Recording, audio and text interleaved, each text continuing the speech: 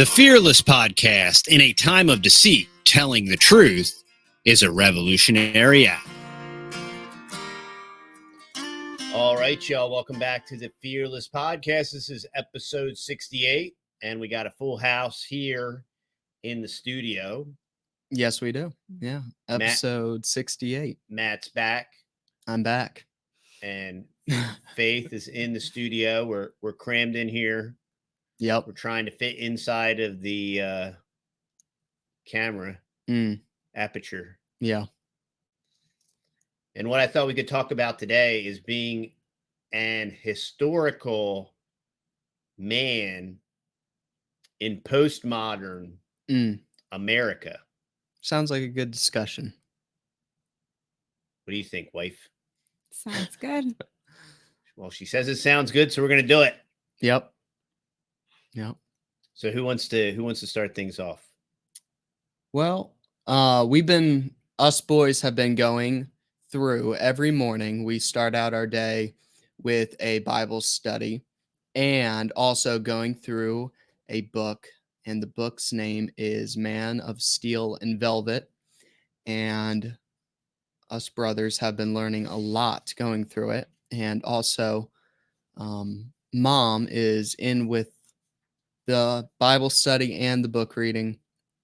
And it's just so awesome, like starting out our day with reading God's word, but then also reading a very practical book speaking on all of these good godly traits that you should strive for in being the ideal man, and I think a lot of the issues that we're dealing with today stem from people not trying their best to be a good, strong man. And even though there's a lot of people out there that, there's a big feminist movement right now that are pushing for, I would say, like, women dominating in everything and not showing both sides, that women are incredibly important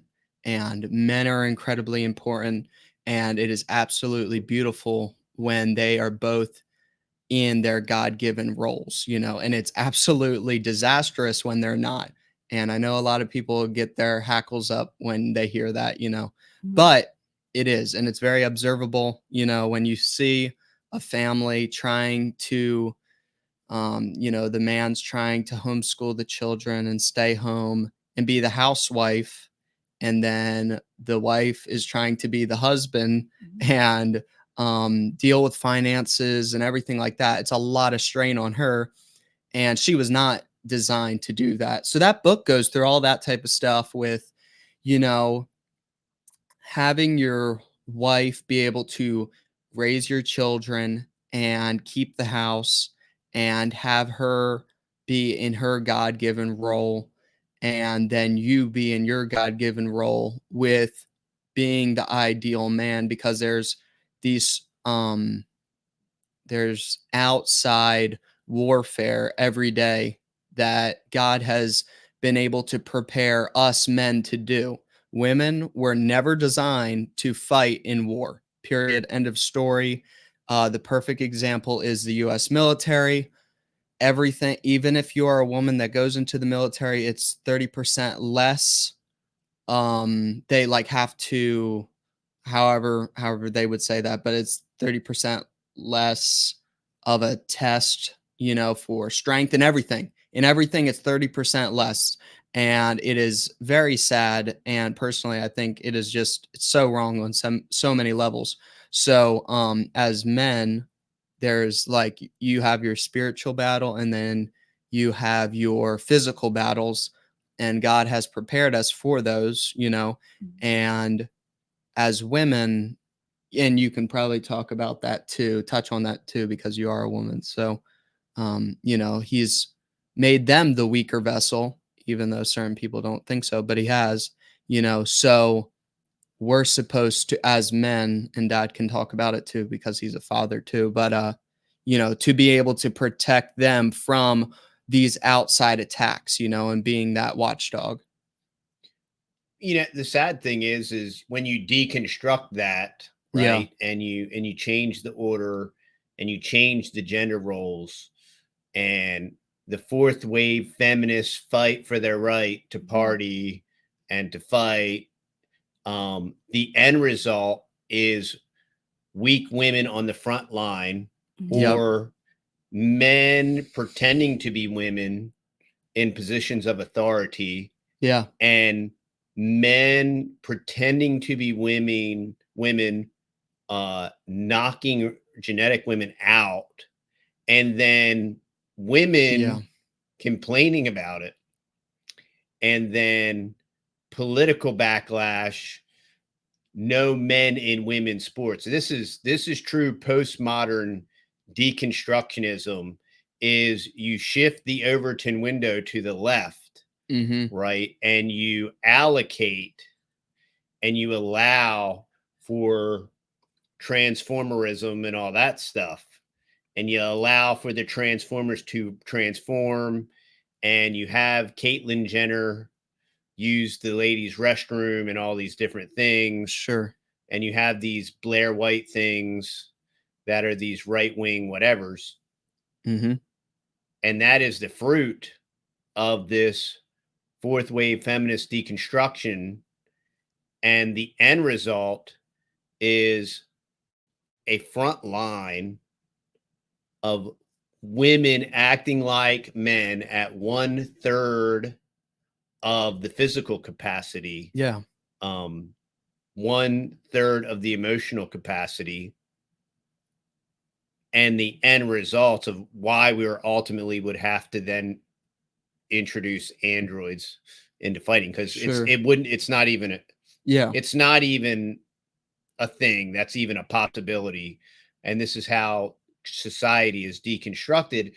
And how you fix that is you return to a historical position. Mm-hmm. You return to ancient man, and I don't say ancient in a Caveman. evolutionary Yeah. in an evolutionary aspect. I'm talking about ancient as far as like in the beginning, God created, Yeah. man and woman, and a Mm. return to the original created order, because the rebellion of that order is a rebellion of God himself. Yeah. And it is a sign that you hate God. Mm. And this is the talking point. I had David Knight on last week, and he said culture, politics is downstream from culture. Yeah. Culture is downstream of the way you view God.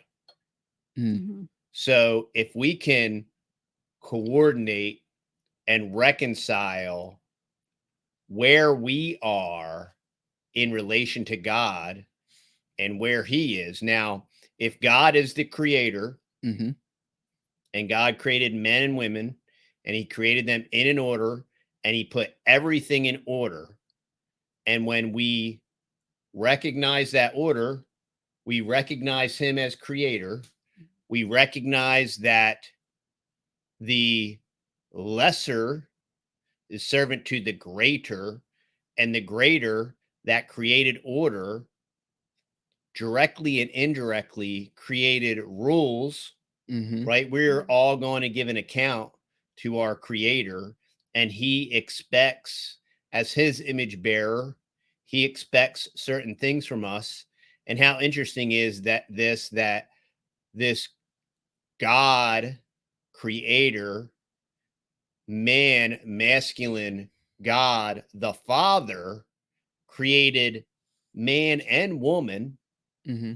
and designed both of them to honor, worship, and glorify him in very different roles.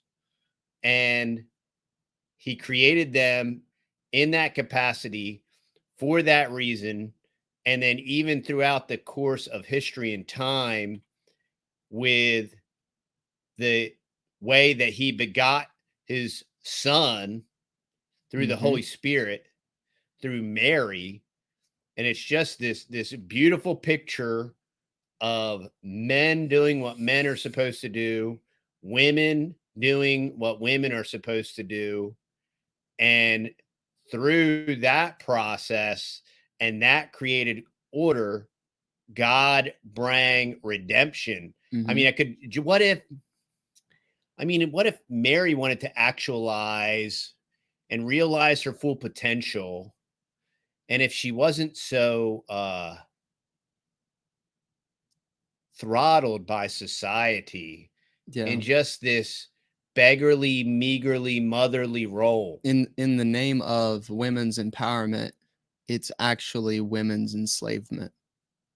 It's really what it is. And at the same time, it's the castration of us men too, as just with everything, with the female boss and everything like that. And it's really, really tricky for a man to be a man when you have some type of boss lady over top of you.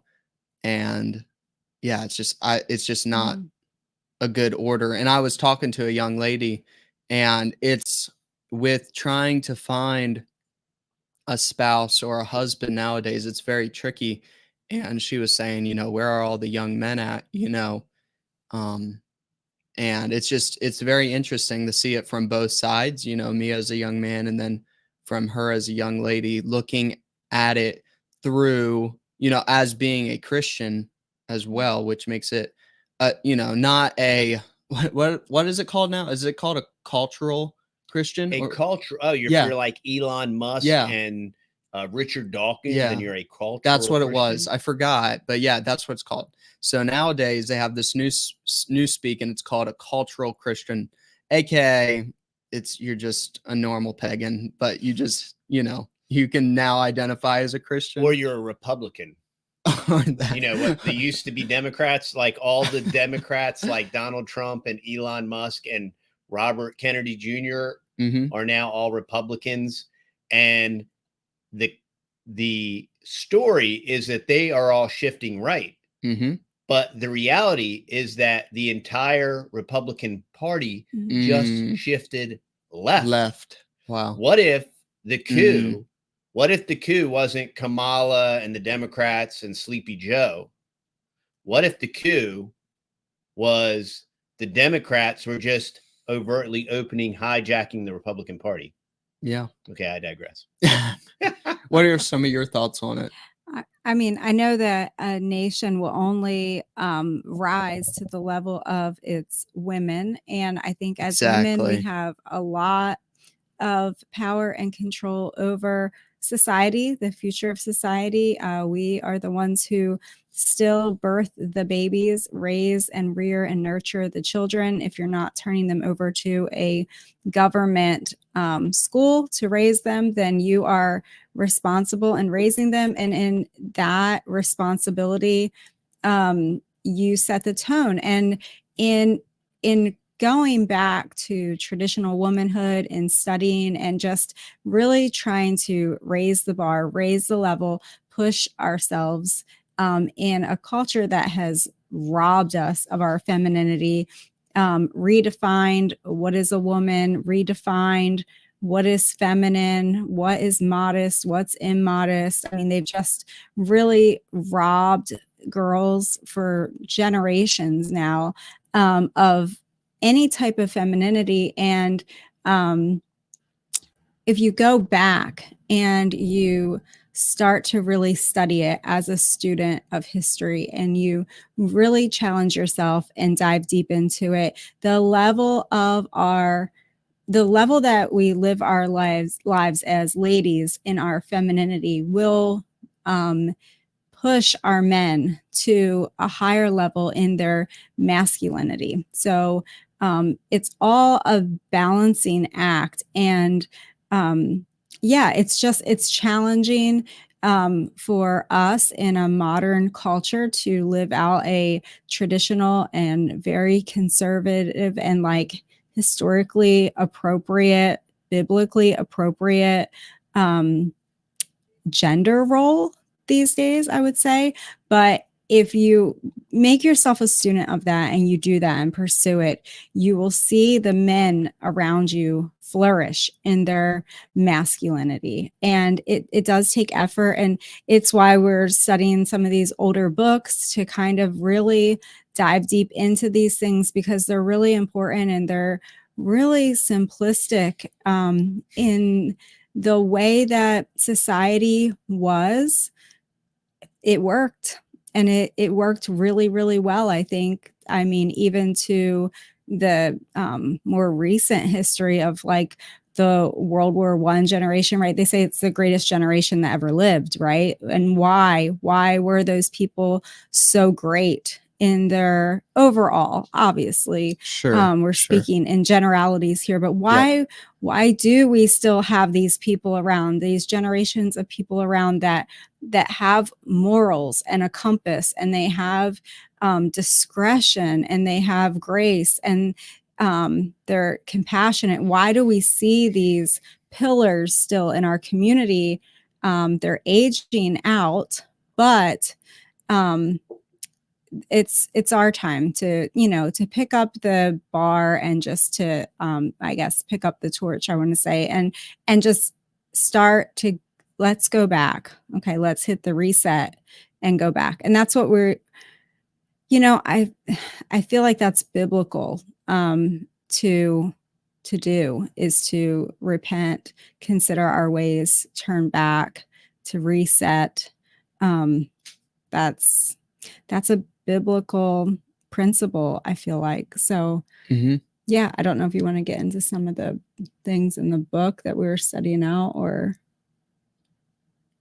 not. Yeah, you could just go through. Yeah, we can. And I mean, what's interesting in the book, or whatever, whatever you want to do, is it's antithetical to the agenda of the Age of Aquarius and the Theosophists and Helena Blavatsky, and this transgender gender blender social experiment that we have been foisted into since segregation, suffrage,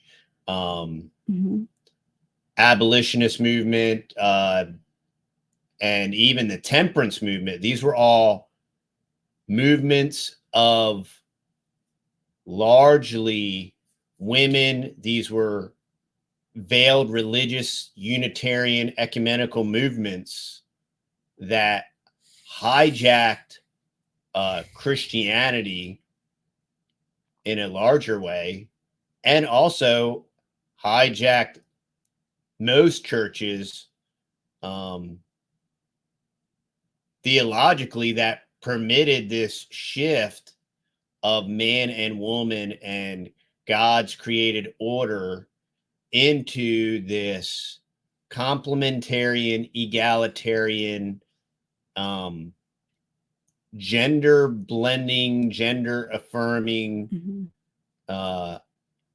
blob that we have today.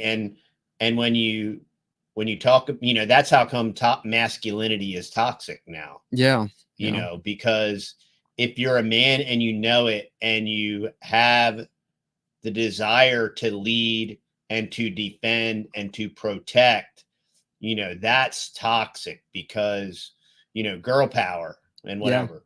But and I was listening to Jordan Peterson. He was having a very excellent conversation with a lady. I forget which one it was, but she was talking about, ever since the abortion pill and everything like that came out, and so many people, do all that type of stuff, and what that does to the female body. It's quite incredible, from just like a hormonal level and everything like that. And they were doing these studies, he was saying, and to put it like very simply, was that, when they would be on these medications, these, what are they specifically called? Those, abortion. The day after pill. The abortion pills. Yep. And when women were on these pills, they were more attracted by like some like a birth control. Yeah, birth yeah. control. Thank you. Birth control. Like by a certain percentage, it was a large percentage. They were more attracted to less masculine men. And it was very interesting. And it was a very interesting podcast. And just the percentage of women that were more attracted to less masculine men when they were on birth control. Yeah. Yeah. And interestingly enough, another study just came out that the reproductive rates of Americans just hit an all-time low. What is it? It's I don't know. Because I know it was at like 1.8 or 9 like a year or so ago. Yeah, it is super low. It's staggering. And we are it's collapsing, terrible. Cascading society. Yeah. And this is the fruit of when you deny God. You Yeah. know, it's one thing that to verbally say I hate God or I blaspheme God. But it's the exact same thing to do it in your actions and in your deeds. Sure. And in the exact same way that these people pierce themselves through and, you know, put gauges in their nose and in their ear and they inkify themselves. Tattoos. We were talking about that today in church. Yeah. And now there's this new Christianity where that's all cool. Yeah. And culturally correct. Yep. And, you know, they worship God with their ink and all these different things. Hey, look, man, the Native Americans, okay, they were Christians too. You know, they were Christians too. They worshiped the great creator. Yeah. Yeah, man. So yeah, it's an ecumenical movement. Yeah, it's insane. Yeah, it's crazy. Yeah. So did you want to just yeah, you could just go through there. Because there's, you know, you got two different sides of the ideal man. And you have, of course, the steel side and the velvet side. And you need both sides. You know, you can't have all steel and you can't have all velvet. So we see that in God himself as God the Father, the creator, and the warrior God, but we also see the loving God that nourishes his children and he cares for them, and the provider. So we see all these same attributes in God that we as God's image bearers, created in his image as a man, we should want to emulate that. Yeah. Yeah. So for on the steel side, we got guide, and then you're a protector and provider. And then right on. So that's number one. And then number one for the velvet side is understands women. And then you got number two, builder of society. Number two for on your velvet side is gentleness. And then you got number three for your steel side is masculinity. And then number three on the velvet side is attentiveness. And then number four, character on your velvet side would be youthfulness.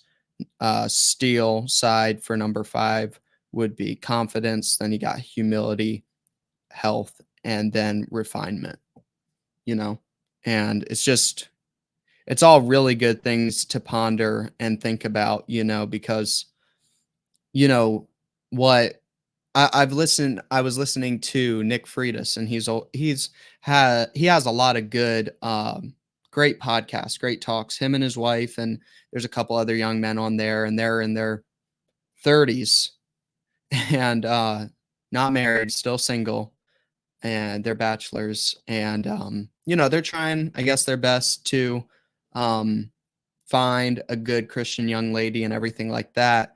And Nick always talks about all the time of being the person you want to marry, you know. So there's a lot I do hear younger people, and they'll be doing whatever, you know, doing the normal worldly stuff or whatever at, like, you know, they're Christians, but they're, you know, doing all the worldly normal stuff. and they'll be like, oh man, I hope I can find a good godly husband or wife. But I'm like, yeah, but if you're being rebellious, you're only going to attract other rebellious people. So that's, you're never going to find somebody that's going to have good attributes if you want to be rebellious and, get tattoos and get piercings all over your body and grow your hair out long. It is a shame for a man to have long hair. How long is long? Long is long, and a hair like a woman, and, y'all saw it. I didn't see it, but the drugs, sex, and rock and roll, that was around like the 70s and 80s. Yeah. I saw that from the crib. Yeah. I was born in 75. So yeah. But but now we're really seeing the ramifications of all of that now, and just, it started with men with long hair. Yeah. It finished with women with short hair. Yeah.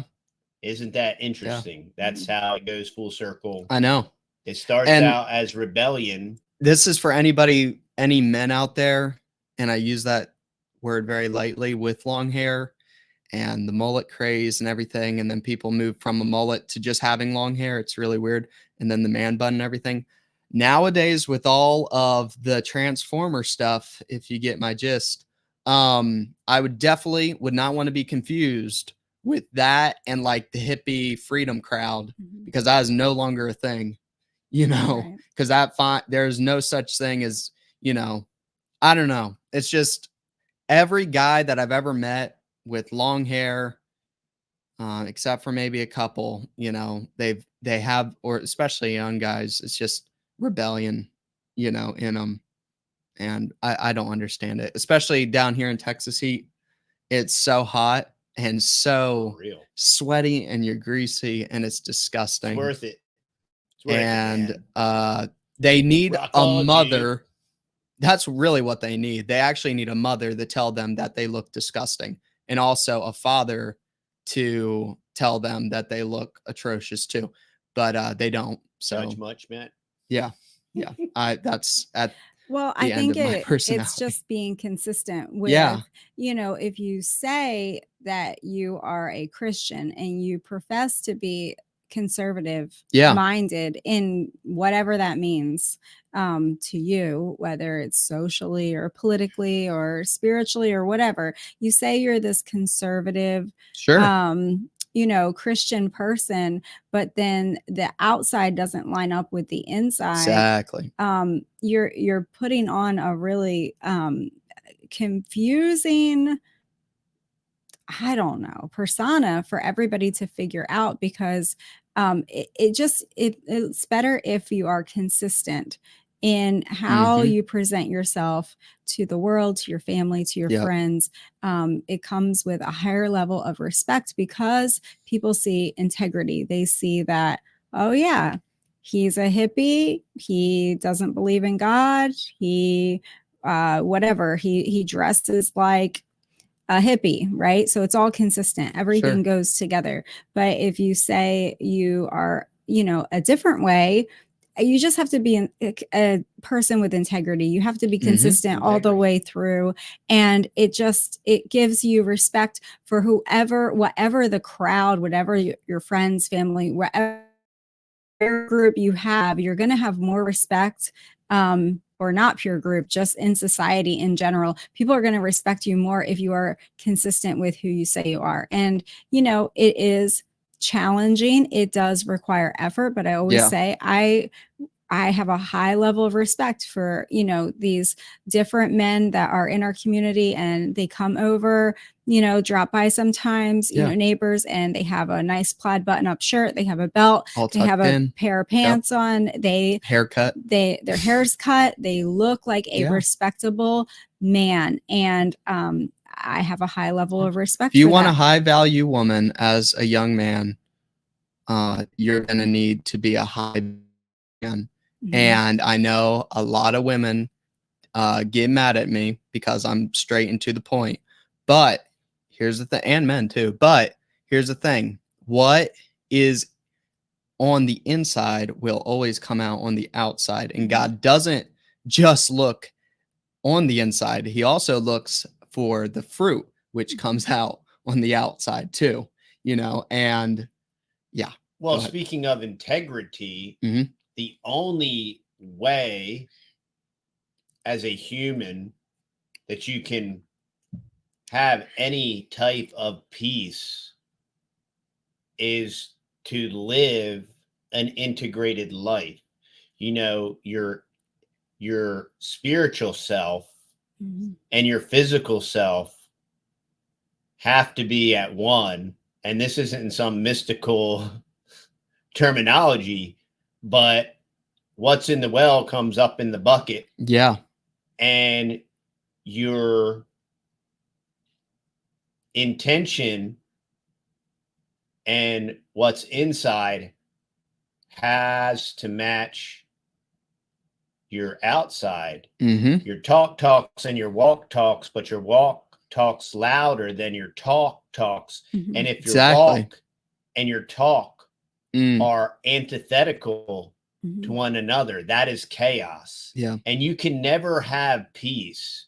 You will never have peace if you are living in blatant, overt hypocrisy to say, well, I believe God, I believe the Bible, but if you live contrary to it, or if you just look for a postmodern version that works, maybe you want to be androgynous, so you just get a androgynous Bible for the sake of not offending women. Yeah, it'll be all they, them, and those, and it changes all the pronouns, and the next thing you know, we have a problem with pronouns.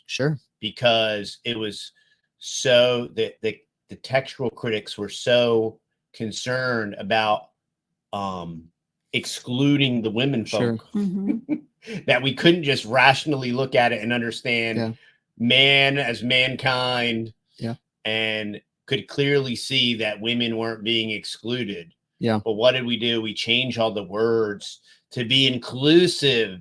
And by being inclusive, it's androgynous and it's postmodern. And we wanted to make this podcast today just to talk about this because this is a really serious thing. And you might think like we're coming kind of hot and heavy on it, but I think we kind of have to because time is definitely running out, and the country's going downhill super, super fast. And even if one person listens to this podcast and gets something from it and takes something away and actually will change something in his or her life, it is totally worth it just to make this one video, because what really, kind of ticks me off a little bit is, I'll have I'll know these young conservative, quote unquote, Christian men, and for some weird reason, their parents think it's totally fine for them to be like, I guess, a young adult teenager. And in these young adult teenager years, they can do whatever the heck they want and be rebellious. And then, come around 30 years old, then like reality hits and then they get back onto kind of a little bit more of the straight and narrow. And then they have some kids and then the process they'll do the same thing with their kids. And I'm like, what in the world, and then they have to bear all of the scars of, all of the crap that they went through that their parents could have very easily told them, oh, son, don't do that because I did that when I was your age and you shouldn't do that because this, that, and the other. Here's the scars that I have from doing that. Or, my mom can tell me, and my mom and dad have saved me from a lot of grief and heartache. So when I see other young men doing the things that I absolutely want no part of, it just aches me to like no end to see it. Cause I know the end of it.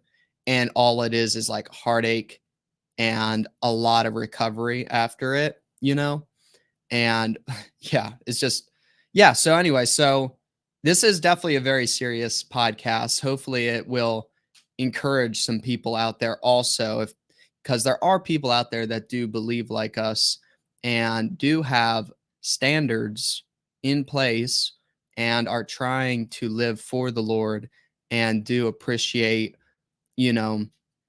dressing right, being a man, being a real man and being a real woman. And, we are talking to y'all.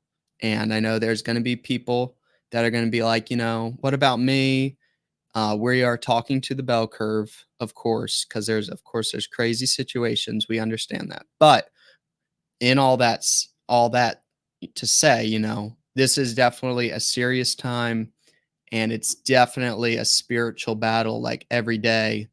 And when I just see people every day just take it so loosely and loosey-goosey, it's just like, what in the world? It's like, it's, and there's so much, I don't know. I think people forget because there's so much peace that comes with, and simplicity that comes with. I was talking to a young lady this week, and I was telling her, I'm like, certain things that I believe or whatever, and just pointing it out in scripture and then being like, look how simple this is, look how simple God's word is, and then I've showed this to other, other boys or whatever, other young men, and they'll try to translate it in a different way. But I'm like, well, that's not what God says. Like, let's read the words on the page. Let's not, your truth, my truth, God's truth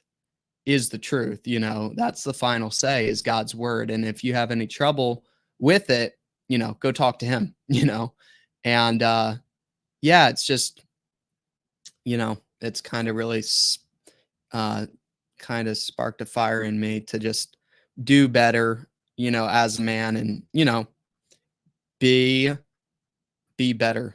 And, when much is given, much shall be required. And that's what my dad's, taught me. And he was raised up in a Christian home. And then mom was raised up, as we tease, she was in a pagan home. And, they're both now saved and everything like that. And now blessing us kids with such a great, life. With all that said, I definitely don't want to spoil it and throw it all away and then like run backwards down the hill that we've been climbing to then 20 years from now to start climbing back up it again. It's so silly, and just, it's just so much peace that comes with it. If you want to. Yeah. And the thing to remember is judgment is coming. Judgment's coming to America. Definitely. Judgment's coming to the world. You can reverse Roe v. Wade and continue to slaughter babies in exponential number. You can even hijack both parties. And now you have the president-elect saying that women's reproductive rights are going to be great under his administration. And now Christians are going to have to wrestle with that when they go to vote their conscience, however that works, for the lesser of two evils. But the point of all that is saying God always has a remnant, and God cares for his people. It doesn't mean that everything's always going to be honky-dory. It's not going to be your best life now. Bringing in the kingdom, man. As Smiley Joel and all these guys flying in their G5s and whatnot. But God loves and protects his people. Yeah. He preserves them. And if you honor and glorify him, he rewards you now and in the future. And we must be mindful of that. Yeah. Judgment begins at the house of God. And also, God will not be mocked. And our society and our culture will reap what it has sown exponentially. You always reap more than you sow. And God will not be mocked. And while he will preserve his remnant, there will be repercussions and there will be ramifications, and he will see us through all of that. And these are very interesting times. But when society as a whole mocks God, and conservatives pose on Twitter in bikinis on, to talk about who is hotter, the Democrats or the Republicards. I mean, this is Clown World 3.0, and there is no political solution. And the beauty of that is when you don't have to worry about all that stuff.